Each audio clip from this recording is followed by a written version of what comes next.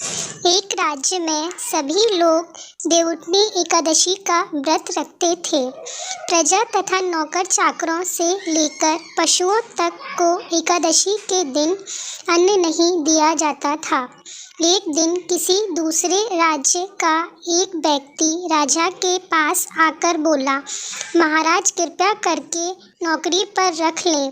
तब राजा ने उसके सामने एक शर्त रखी कि ठीक है, रख लेते हैं, किंतु रोज तो तुम्हें खाने को सब कुछ मिलेगा, पर एकादशी को अन्न नहीं मिलेगा। उस व्यक्ति ने उस समय हाँ कर ली, पर एकादशी के दिन जब उसे फलाहार का सामान दिया गया तो वह राजा के सामने जाकर गिड़गिड़ाने लगा, महाराज इससे मेरा पेट नहीं भरेगा, मैं भूखा ही मर जाऊंगा, मुझे अन्न दे दो।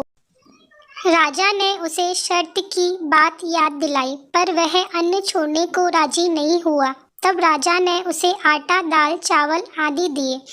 वह नृत्य की तरह नदी पर पहुंचा और स्नान करके भोजन पकाने लगा। जब भोजन बना गया तो वहां भगवान को बुलाने लगा, आओ भगवान, भोजन तैयार है। उसके बुलाने पर पीतम थाली किए भगवान चतुर्भुज रूप में आ पहुँचे और प्रेम से उसकी भोजन करने लगे। भोजन करके भगवान अंतर ध्यान हो गए और वह अपने काम पर चला गया। 15 दिन बाद अगली एकादशी को एक वह राजा से कहने लगा कि महाराज मुझे दुगना सामान चाहिए। उस दिन मैं भूखा ही रह गया। राजा ने कारण पूछा तो उसने बताया कि हमारे साथ भगवान भी खाते हैं, इसलिए हम दोनों के लिए ये सामान पूरा नहीं होता। यह सुनकर राजा को बड़ा आश्चर्य हुआ। वह बोला, मैं नहीं मान सकता कि भगवान तुम्हारे साथ खाते हैं। मैं तो इतना व्रत रखता हूँ, पूजा करता हूँ, पर भगवान ने मुझे कभी दर्शन नहीं दिए।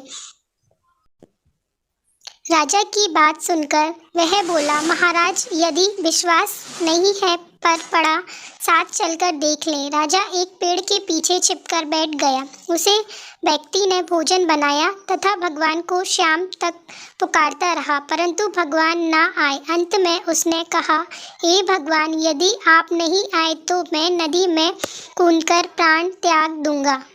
भगवान नहीं आए। तब वह प्राण त्यागने के लिए नदी की तरफ आगे बढ़ प्राण त्यागने का उसका दृढ़ इरादा जान शीघ्र ही भगवान ने प्रकट होकर उसे रोक लिया और साथ बैठकर भोजन करने लगे।